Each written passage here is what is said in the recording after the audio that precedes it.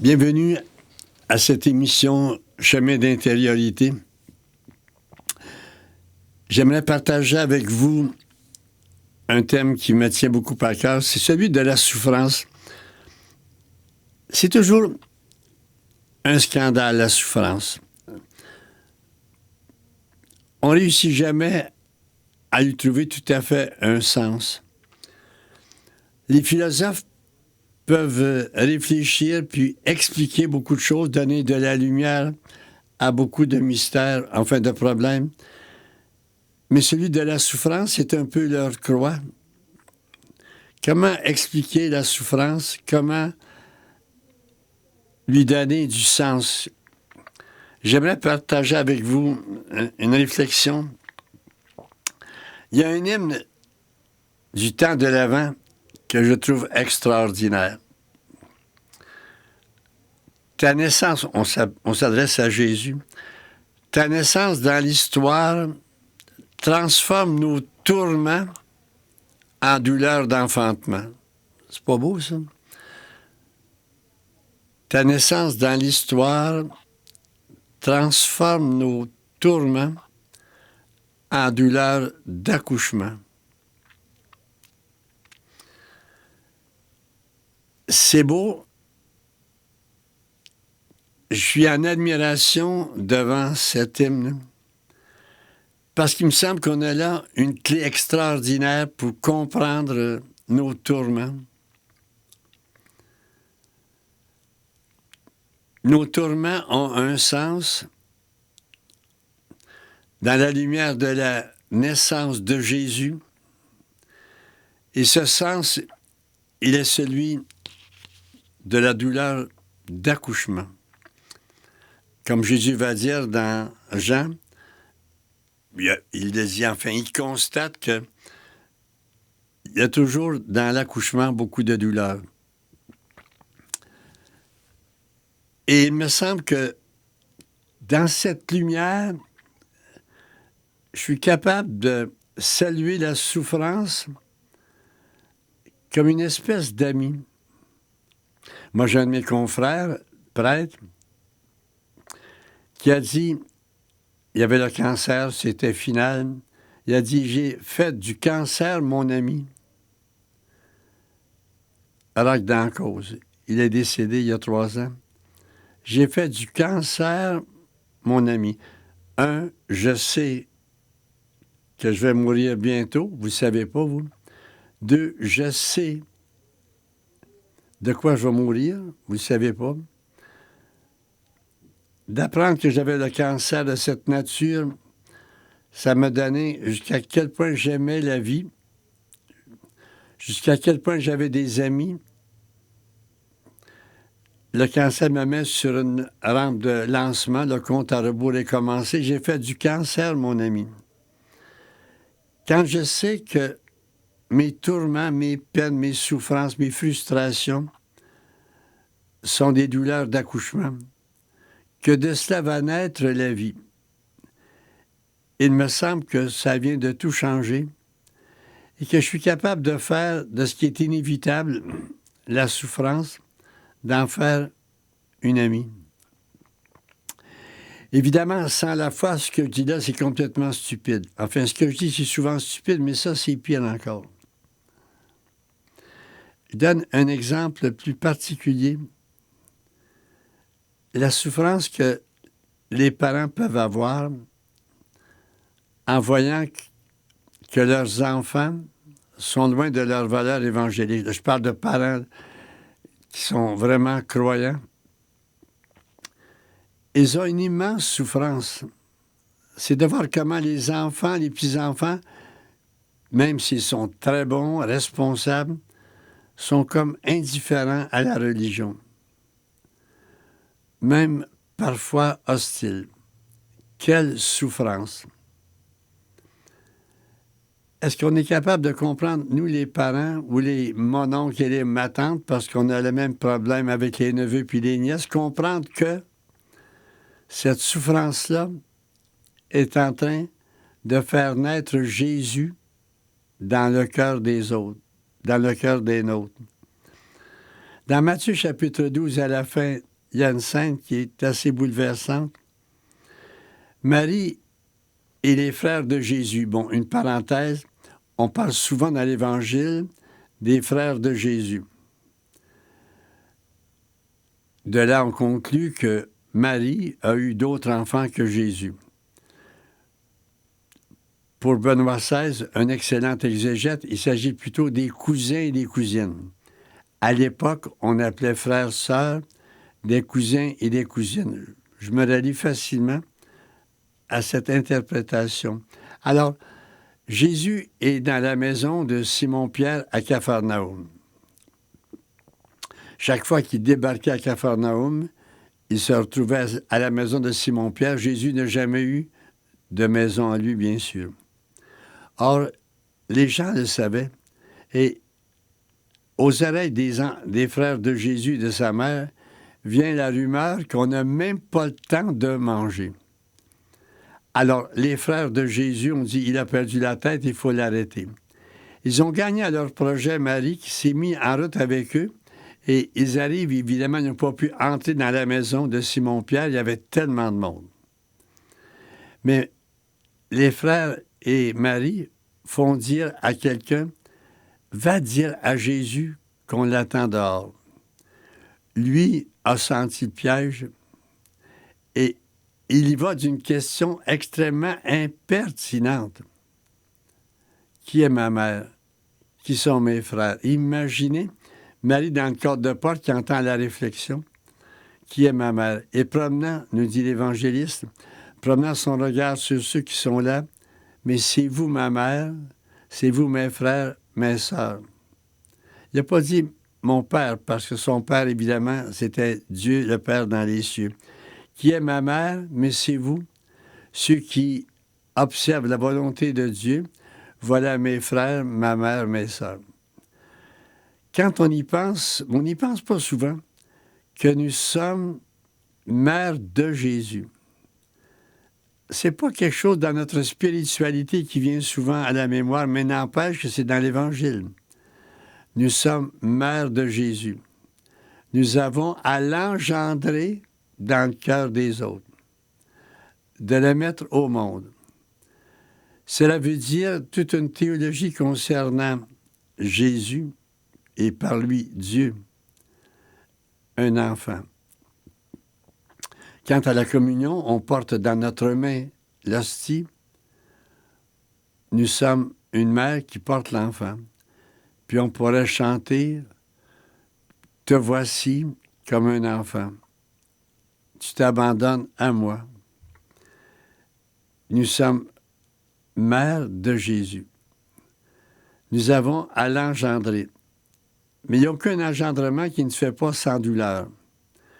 Alors, quand des parents souffrent de voir que la foi ne passe pas dans la jeune génération, que c'est vraiment pour eux une douleur, je dirais pas insupportable, mais tenace, s'ils pouvaient se dire, nous sommes en train d'engendrer Jésus dans le cœur des nôtres. Cet engendrement ne se fait jamais sans douleur. Il me semble que ça donne donc du sens à la peine que nous pouvons avoir en voyant les nôtres indifférents à la religion. Il me semble que ce passage de Matthieu 12 devrait transformer, transfigurer cette peine que nous avons. Est-ce qu'on verra naître l'enfant dans le cœur des nôtres?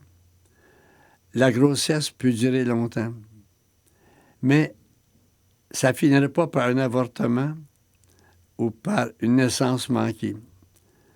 Ça va un jour engendrer Jésus dans le cœur des nôtres. Il est possible que l'on voit cet engendrement. Il y a des parents, par exemple, qui ont des enfants très pratiquants, très croyants. Ils ont engendré leur enfant selon la chair et selon la foi. Il y en a. C'est très beau. D'autres, avant de mourir, vont voir leurs enfants venir à la foi. Mais tant mieux, je me réjouis. Mais très souvent, on va mourir sans voir cela. Mais qu'importe, impensable que ces souffrances-là, qui engendrent Jésus dans le cœur des autres, que ces souffrances-là finissent par rien. Ce sont des souffrances tellement sacrées, des souffrances tellement spirituelles, selon on pourrait en juger, tout en étant psychologiquement difficiles à porter. Ces souffrances-là ne seront pas sans produire du fruit. Alors j'aimerais donc que nous puissions entrer dans une grande sérénité. On se sent souvent coupable parce que les enfants sont indifférents à la religion quand ils ne sont pas franchement contre. C'est une souffrance qui est extrêmement difficile. On aime nos enfants, c'est sûr, mais on accroche toujours avec cette question, qu'est-ce qui va arriver avec ma foi? Est-ce que ça va s'arrêter à mon décès? Et que c'est une parole qui, pour moi, donne à la vie du goût, de l'enthousiasme. Matthieu chapitre 12, à la fin, nous sommes mère de Dieu. Et en disant mère de Dieu, mère de Jésus, pardon, nous l'engendrons, nous le faisons naître, nous le mettons au moins en route dans le cœur des nôtres. Je ne sais pas comment vous accueillez ce propos-là, mais je vous recommande beaucoup de lire la finale du chapitre 12 de Saint Matthieu. Il me semble qu'on devrait comme la savoir par cœur, cette page d'Évangile, tellement elle vient donner une toute autre perspective à cette peine, moi, que je rencontre, j'ai envie de dire, quotidiennement chez des parents, des femmes, des hommes qui ont la foi, qui sont vraiment engagés en Église, qui ont une peine énorme quand même, sans la partager avec leurs enfants pour ne pas les culpabiliser. Mais quelle souffrance de voir que leur grand amour, leurs deux grands amours, l'amour des enfants et l'amour de Jésus, comment ces deux grands amours ont de la misère à s'aimer, à se marier, à se rencontrer. Mais quand je pense toujours à ce mot de Jésus, que l'on retrouve d'ailleurs dans Marc et dans Luc, qui est ma mère? Mais c'est vous, ma mère. Quelle consolation. Et quand il dit ma mère, c'est celui qui fait la volonté de Dieu. On peut penser que Marie, faisant la volonté de Dieu plus que toute autre personne, était, plus que toute autre personne, mère de Jésus. Pas mère selon la chair, mère selon la foi. Alors, il faut prendre le texte en disant, est-ce qu'il ne vient pas de dire à sa mère, on s'oublie? Au contraire, elle qui fait la volonté de Dieu, redevient en quelque sorte, mais d'une façon suréminente, redevient mère de Jésus. Mais comme Augustin le dit, c'est pas en concevant Jésus dans ses entrailles qu'elle est mère, c'est dans sa foi. Et qui parmi nous ne peut pas, à un moment donné, grâce à la foi, se sentir un peu dans le privilège de Marie, être mère de Jésus et par-delà, être mère de Dieu.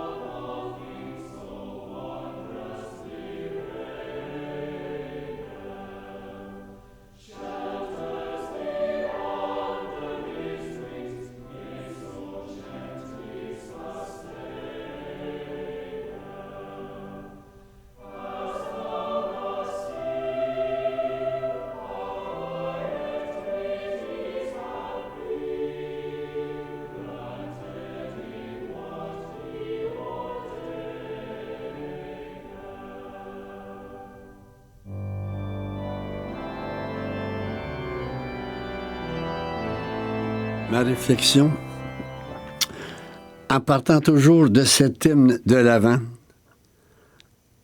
nous adressant à Jésus, nous lui disons, « Ta naissance dans l'histoire transforme nos tourments en douleur d'accouchement. » Lorsque tu comprends bien ça, je me permets de te tutoyer. Lorsque tu comprends bien ça, je me parle autant à moi-même, et que la journée commence mal. C'est pas possible comment il y a des matins où tout converge vers la catastrophe. La laveuse va pas bien, la sécheuse non plus. Il fait mauvais temps. Tu as oublié des rendez-vous et que sais-je. Est-ce que tu es capable de comprendre, mais quelle belle journée je vais passer? C'est pas possible comment cela se traduit quotidiennement par une autre façon de voir nos sacrées, permettez-moi l'expression, frustrations. Il n'y a pas de journée où il n'y a pas une frustration quelconque. Quelqu'un te fait attendre, tu as manqué un rendez-vous, tu as fait un oubli sérieux dans ta comptabilité, tu attendais un chèque via une facture et que sais-je encore. C'est pas toujours des choses graves, mais il y en a tout le temps. Quand on est capable de comprendre ce que l'hymne vient de dire, on accueille les frustrations, les souffrances, les malaises, on les accueille en disant « Merci Seigneur ». Ça demande peut-être une petite pratique avec des petites frustrations. Mais moi, je connais quelqu'un qui, quand il connaît une frustration, un échec, quand il échappe quelque chose par terre puis qui était assez précieux, la réaction « Merci Seigneur » et il se réjouit. Parfois, on voit les effets. Par exemple, des gens font une faillite et ça a été terrible, mais ça a permis une réorientation de la vie et c'était meilleur. Alors, il arrive souvent que l'on puisse dire à toute chose, malheur est bon. Même, on peut dire que tout ce qui arrive est grâce. Bon, on peut voir des fois des effets bénéfiques. Par exemple, du verglas, c'est une grosse épreuve, mais qui vient solidariser un quartier. On voit ça souvent, comment des échecs, des épreuves de la nature peuvent être aidants pour retrouver le sens du voisinage. On pourrait multiplier les exemples. Mais dans l'esprit de l'hymne, ça se passe au moment même. Si je pouvais comme prendre la culture de cet hymne de l'Avent, nos tourments qui se changent en douleur d'enfantement. Et j'ai envie de dire, et contrario, il faut que je fasse mon petit curé de temps en temps. Et au contraire, quand tout baigne dans l'huile, là, quand tout va à la perfection, ça t'arrive parfois de dire, oh, t'as comme un petit malaise en disant, il y a quelque chose de malheureux qui va s'en venir. Puis là, tu goûtes pas ton bonheur parce que tu appréhendes de le perdre. C'est un peu inévitable dans l'amour, par exemple. Tu aimes ton conjoint, ta conjointe. Sa présence te comble de bonheur. Sauf que tu remarques qu'elle tousse pas mal. Ça t'inquiète.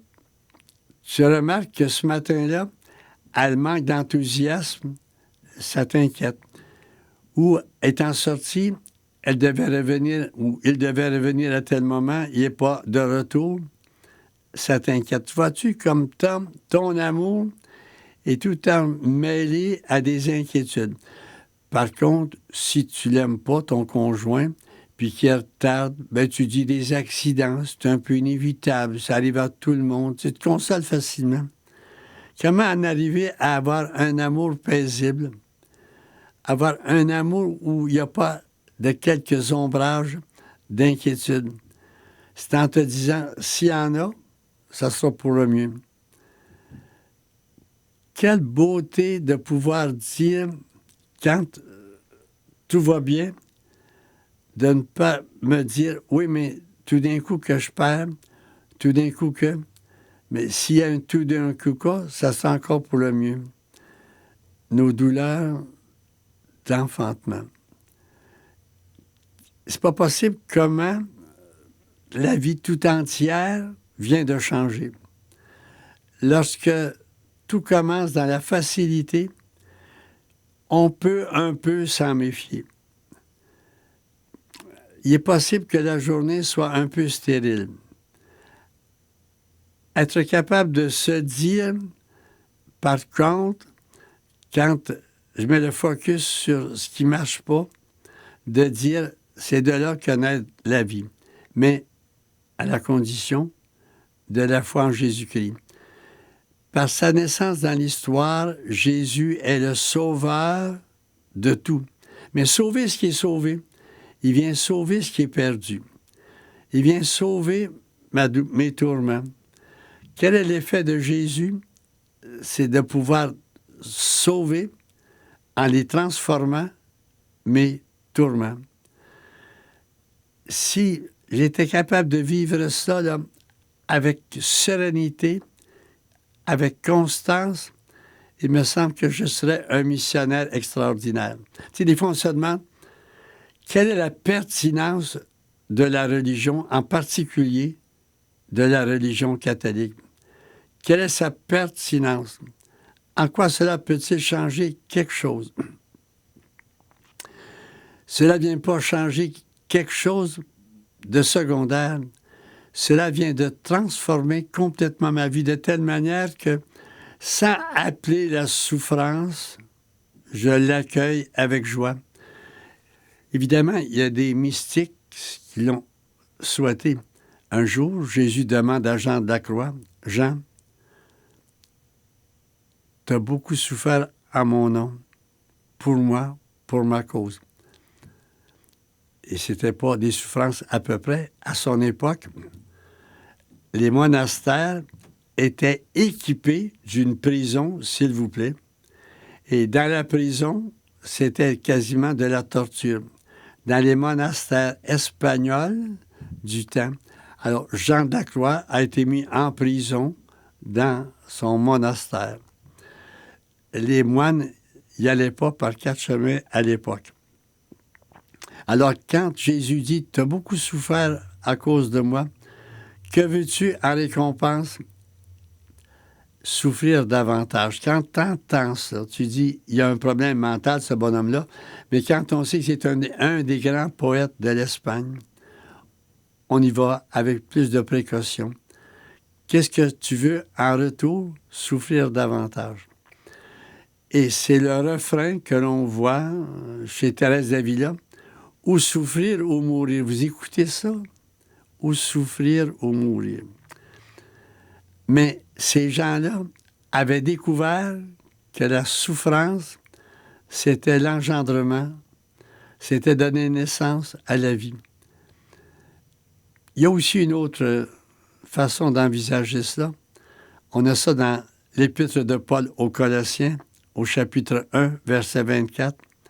Nous achevons dans notre chair ce qui manque à la passion du Christ. On sait que le Christ a pas mal souffert. Mais il n'y a jamais eu l'arthrose, il n'y a jamais eu l'argiste, il n'y a jamais eu d'enfant, etc. Et alors, ces souffrances que nous avons achèvent les siennes et les achevant, les transforment en salut. Mais ce n'est pas la perspective qu'aujourd'hui je voudrais développer. C'est celle d'une naissance. Alors, quand je comprends que les tourments, grâce à la foi en Jésus qui vient tout sauver, sont transformés en douleur d'enfantement, vous comprenez que je ne peux plus voir la souffrance comme avant. C'est pas comme une malédiction, c'est pas comme un mystère, c'est pas comme un scandale, c'est une grâce éclatante. Ce qui me fait beaucoup de peine, c'est que le cœur de cet hymne, on n'en parle pas souvent.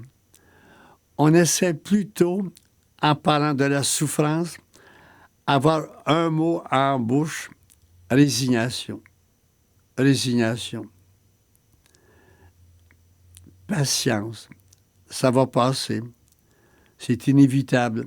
Puis on cherche quand même quelques avantages en disant ça t'amène à comprendre les souffrances des autres, ça t'amène à un certain dépassement, ça t'amène à voir que tu aurais pu éviter ces souffrances avec plus de précaution.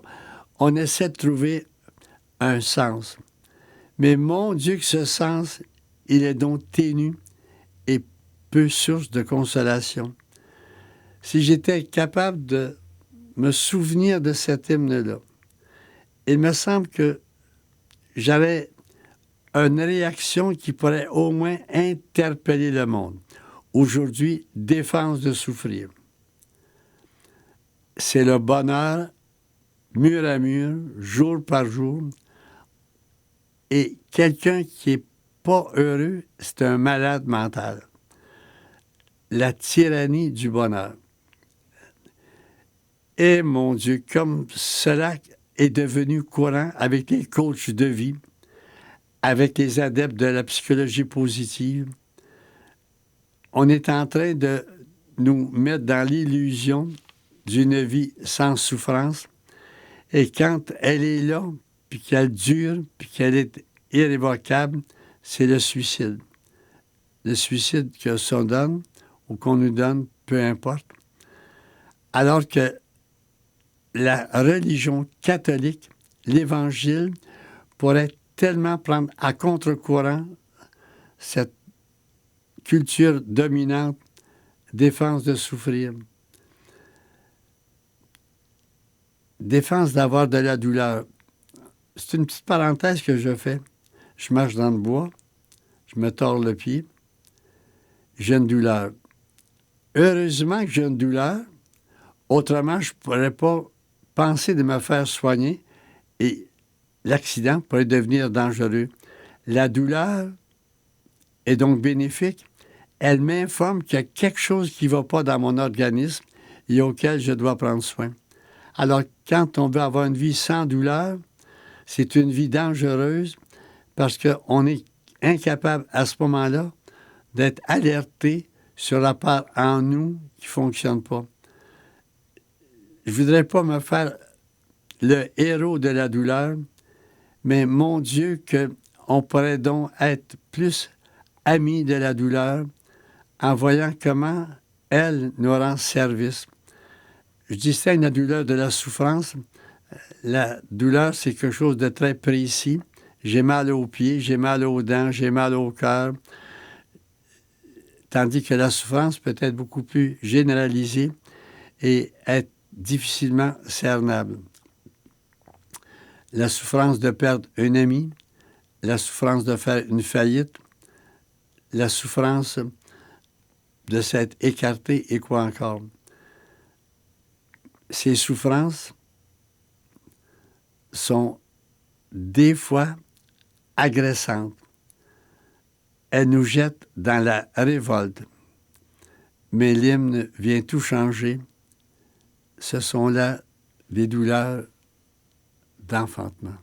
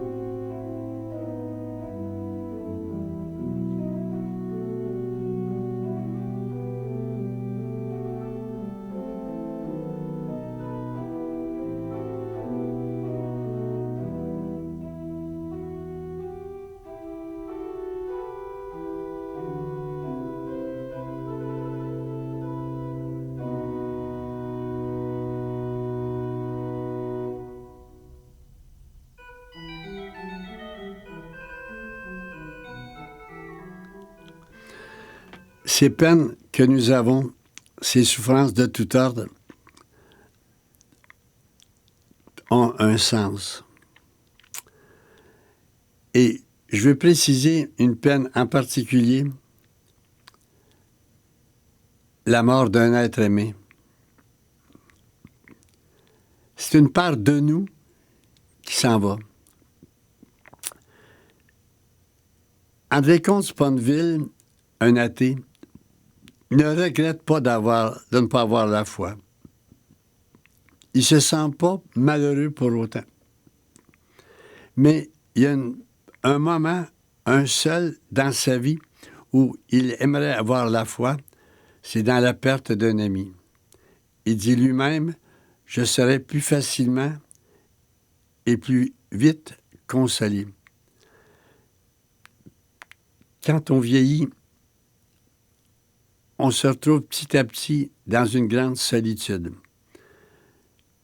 Puis quand on est rendu à 100 ans, on est un peu comme un arbre oublié dans la plaine.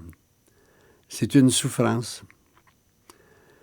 Et quand c'est la mort d'un enfant, la souffrance est encore plus vive. C'est comme une part de nous qui meurt.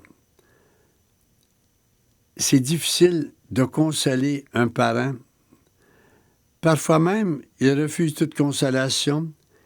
Il finit par être en amour, j'ai envie de dire, avec sa douleur.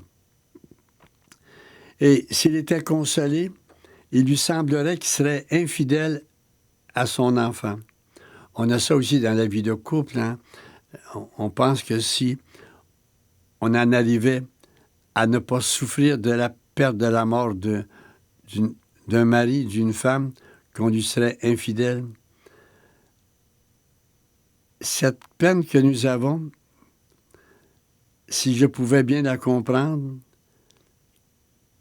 l'aide à naître dans les cieux.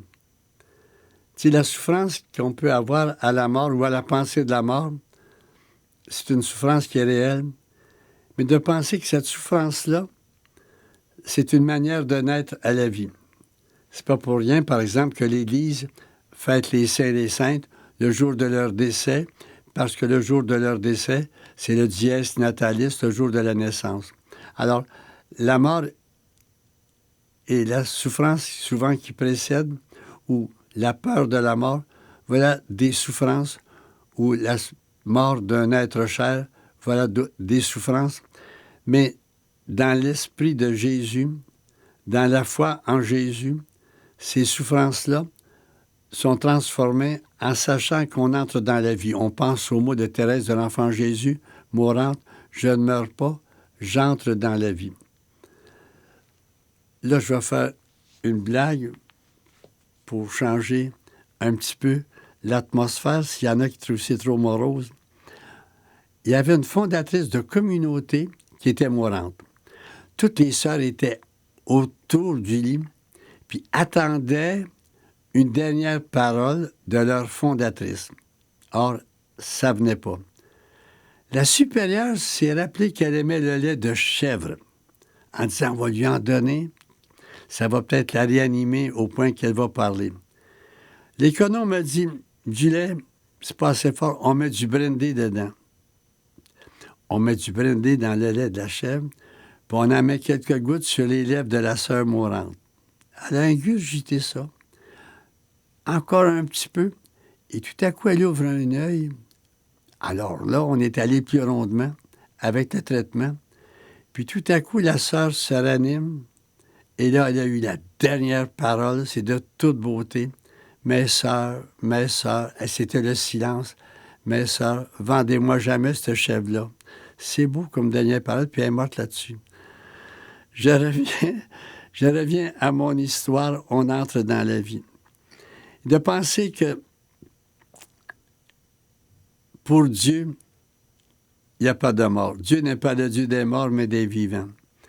Il ne faut pas penser non plus que c'est une espèce de théorie, que c'est quelque chose qui vient pour plus tard. C'est maintenant dans la vie. Quand Jésus dit, Jean 10, « Je suis venu pour qu'on ait la vie et qu'on l'ait en abondance. » Évidemment, la spiritualité dans laquelle moi j'ai été élevé était celle du dolorisme. Puis il faut mourir. C'était inévitable. On ne pouvait pas s'attacher à rien. Il fallait absolument en arriver à cet état. Alors, c'était un peu une spiritualité morbide. Mais c'est encore rien à côté de ce que l'on voit aujourd'hui quand Jean-Paul II nous parle de la culture de la mort, dans le sens que l'enfant à naître est souvent menacé d'être avorté et à l'autre bout de la vie, c'est souvent d'une façon inconsidérée l'aide médicale à mourir. J'aimerais donc que nous puissions là, aujourd'hui dire, moi là, est-ce que ma foi peut faire la différence? Et ce n'est pas là en parlant de la vie éternelle que je vais gagner du temps. Est-ce qu'il y a une vie après la vie? Maurice Zondel disait, c'est pas une question importante. C'est est-ce qu'il y a une vie avant la mort? Une vie en plénitude, une vie en surabondance, une vie que l'on va chercher dans les pertes, dans les frustrations, dans les échecs. C'est là qu'est la bonne question. J'ai des parents, moi, qui ne croient pas à la vie après la vie et qui sont très à l'aise avec ça. Ils ont eu la foi déjà, ils l'ont perdue. Et je me sens donc impuissant devant ça. Mais je me garde toujours de ne pas argumenter. C'est inutile. J'accueille en pensant que mon petit rayonnement peut être un peu un discours, un langage. Mais il faut que ce rayonnement-là soit spontané, profond et simple. Et que moi-même, j'ai à surabonder de vie. On dit souvent, j'aimerais mourir vivant. C'est très beau. Et là, c'est toujours le mot de Jean Sullivan qui me vient. On peut toujours, avec les années, chercher à ajouter des années à la vie. 72, 73, 75. On peut chercher à ajouter des années à la vie. Mais ça serait préférable d'ajouter de la vie aux années. De telle manière que plus on prend de l'âge, plus il y a une espèce d'exubérance. Évidemment, c'est pas extérieur toujours, mais on sent chez des personnes qui ont vraiment la foi, on sent qu'il y a là une vitalité absolument nouvelle. Paul le dit lui-même, alors que l'être extérieur s'en va en ruine, l'être intérieur, le vrai moi, lui se renouvelle. Il y a des gens qui, en vieillissant, prennent une vitalité, je dirais pas uniquement spirituelle, mais psychologique étonnante. Et il me semble que ça devrait être un petit peu notre souhait, mais comment y arriver? Ça commence aujourd'hui, si vous voulez bien, en accueillant d'une façon nouvelle tout ce qui pourrait un peu nous faire mourir. Comme nos enfants. On a eu des enfants, une des raisons enfouies dans le subconscient, c'était de ne pas mourir.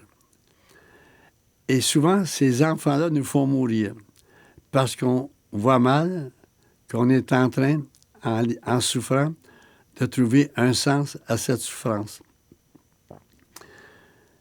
J'aimerais donc que nous puissions nous donner une espèce de mission de vie. C'est difficile pour nous, chrétiens, catholiques, dans une société sécularisée, de trouver des pistes qui peuvent nous faire avancer parce que l'Évangile nous dit que nous sommes un peuple de Dieu en marche, mais dans le monde. Ce n'est pas en prenant à brousse-poil le monde que nous allons gagner du terrain ou les gagner à la fois.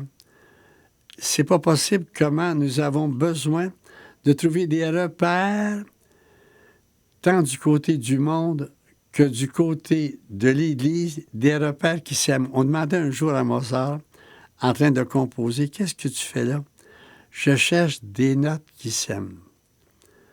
Composer un itinéraire de foi aujourd'hui dans le monde, c'est de chercher des repères qui s'aiment.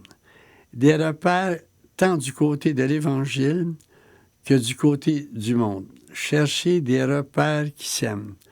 Or, les repères qui s'aiment, c'est la vie. C'est la vie en abondance, la vie en surabondance. Je ne parle pas d'une vie superficielle. Si vous saviez comment moi, ça m'énerve de voir des gens de 75 ans qui essaient de jouer aux ados par leur tenue, par leur discours, par leur, j'ai envie de dire, l'espèce de frivolité. Ça me met les nerfs en boule. Puis là, j'entends qu'ils me disent « Il faut que jeunesse se passe avant que vieillesse trépasse ». C'est pas de ça dont je parle. Je parle d'une douce, d'une puissante, d'une constante surabondance de vie qui germe de l'intimité, qui vient de l'intérieur et qui n'a pas besoin du tout de clinquant pour faire jeune. Je pense au pape Jean-Paul II. En parlant des Journées mondiales de la jeunesse, il dit, c'est pas moi qui les amène d'un pôle à l'autre du globe terrestre, c'est eux qui m'amènent. C'est pas moi qui ai un discours pour eux, c'est eux qui me parlent. C'est pas moi qui est le pape qui sait tout, je me laisse instruire par eux. C'est eux qui me donnent ma jeunesse. Je trouvais ça beau. Alors, nous sommes appelés, en vieillissant, en prenant de l'âge, à faire un choix. Je vieillis, je meurs à petit feu, j'ai moins d'enthousiasme, la vie n'a plus de goût pour moi, je me plains. C'est un choix. Mais c'est un choix qui n'a rien à voir avec la foi. Si je veux être cohérent avec ma foi, je dois réagir absolument autrement. Alors qu'il faut bien que je le reconnaisse, mon corps donne des signes de vieillesse, d'être capable de dire « oui, mais mon âme ». Et je pense au mot très beau de Victor Hugo dans le bossu de Notre-Dame. « Bonne âme, vil fourreau, par mon âme je suis beau ». Si j'étais capable de voir comment mes peines, mes souffrances, c'est la matrice d'engendrement d'une nouvelle vie chez les autres, puis en moi, il me semble que là, j'aurais un repère que le monde pourrait comprendre. Et le comprenant, rendre la foi pertinente. Notre foi, telle que nous la vivons, c'est une foi qui se tient entre ciel et terre. C'est une foi qui n'a absolument rien à dire au monde d'aujourd'hui. Par contre, si j'avais la foi de l'Évangile, il me semble que je n'aurais pas comme à faire du prosélytisme, ce qui, pour le pape François, est absolument inacceptable. J'aurais simplement par rayonnement. Alors, on a intérêt pour nous-mêmes, pour les nôtres, on aurait donc intérêt à se souvenir souvent, non seulement pendant le temps de l'Avent, non seulement à un moment ou l'autre de la vie, mais tous les jours, ta naissance dans l'histoire transforme nos tourments en douleur d'enfantement.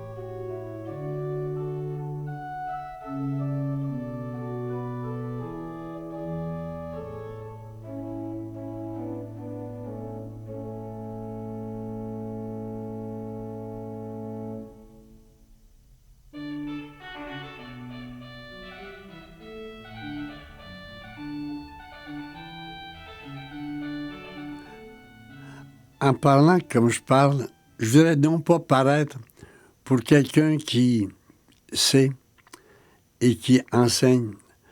Ce que je vous dis là, j'ai besoin de l'entendre moi-même.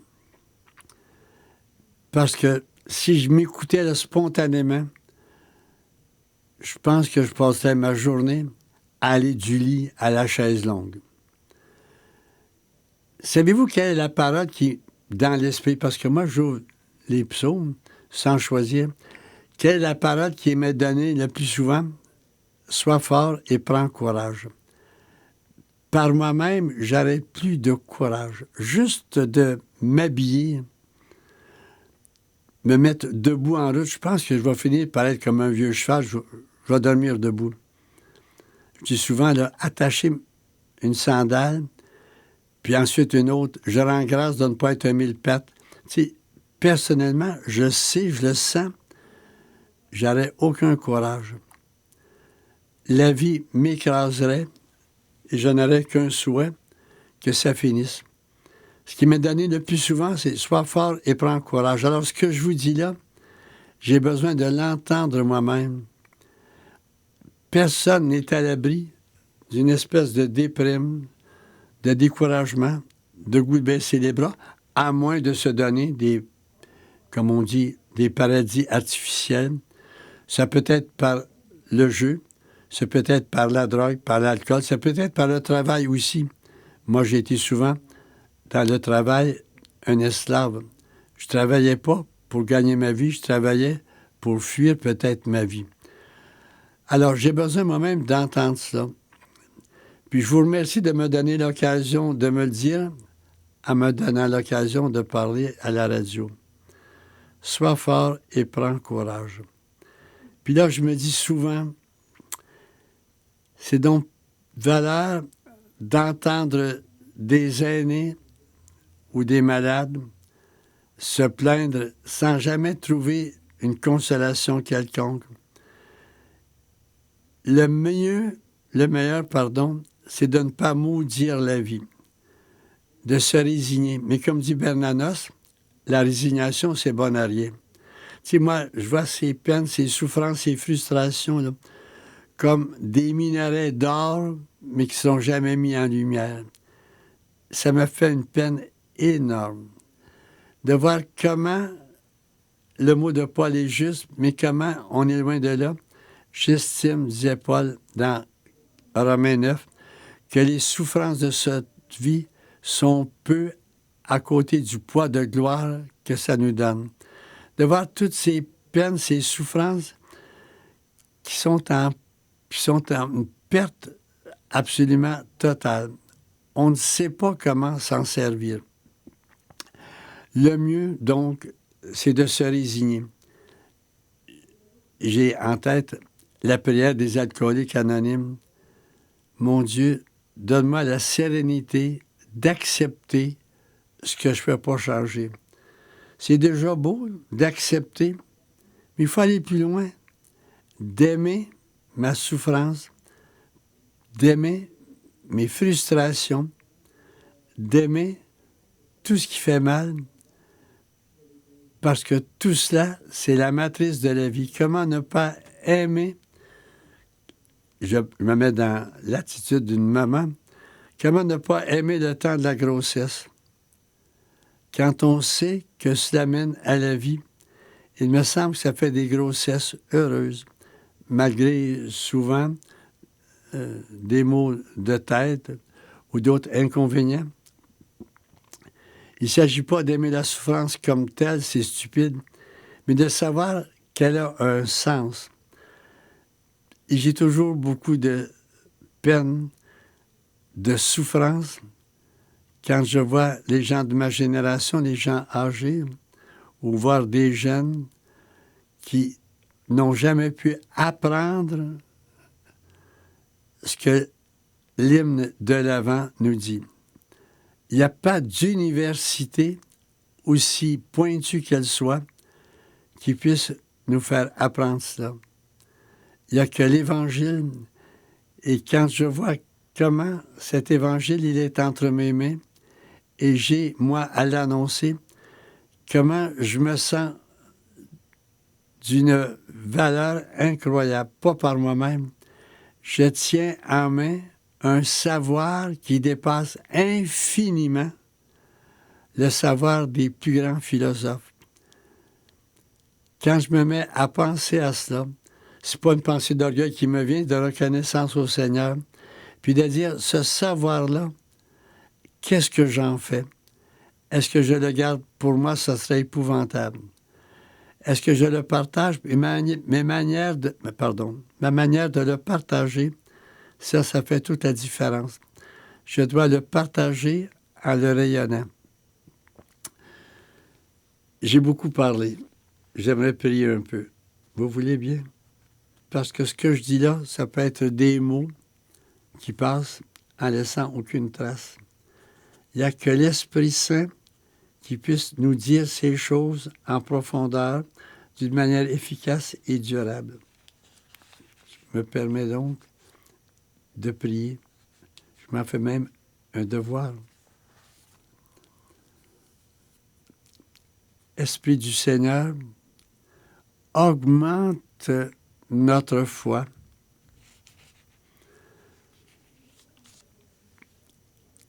Au point que nous allons être sans aucune peur devant la souffrance. Celle qui est là, celle que l'on appréhende, augmente notre foi. Et je sais et je sens que cette foi est en train de mûrir avec la disparition de plus en plus sur mon radar des peurs. Esprit de Dieu, augmente notre foi. Nous vivons tellement de tensions, de frustrations, d'échecs. Nous en vivons tellement que nous en perdons la foi et que nous sommes couverts de peur. Mais d'une manière toute particulière, augmente la foi des parents. Ils sont en train, dans leur peine, de donner naissance à Jésus dans le cœur des leurs. Augmente leur foi, qu'ils puissent transformer cette souffrance énorme en une grande paix. Cette souffrance qui prend souvent l'allure de la peur, qu'adviendra-t-il de ma foi? Qu'adviendra-t-il de mes enfants? Qu'adviendra-t-il de l'Église? Augmente notre foi, Seigneur. Et nous sentons et nous savons qu'elle grandit au nombre de peurs qui s'estompent à l'horizon. Non seulement des peurs qui s'estompent à l'horizon, mais de la joie qui peu à peu envahit notre horizon. Esprit de Dieu, je te prie avec un passage du psaume que tu as toi-même suscité. Que la douceur du Seigneur notre Dieu soit sur nous. Consolide pour nous l'œuvre de nos mains. Oui, consolide cette œuvre de nos mains. C'est la finale du psaume 90, où il fait état de notre vie, où il y a beaucoup de souffrance. Tout s'envole, mais il s'achève ce psaume. Tout sera consolidé.